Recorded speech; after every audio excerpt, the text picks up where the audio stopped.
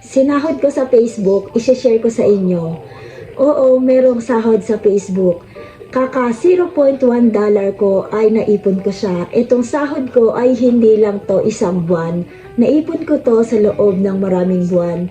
Kung gusto nyong kumita sa Facebook ay mag-upload kayo, maging isang content creator kayo. Sa umpisa ay mahirap pero kapag nagamay mo na ay makukuha mo rin yan.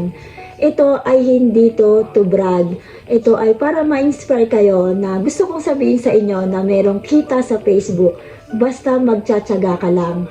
Yung mga content ko pala ay napaka-common sa Japanese food, mga diet recipe nila, at saka yung tungkol sa buhay ko dito sa Japan. Nandito pala ako sa Japan, kaya yen ang pera ko. Ito ay lapad.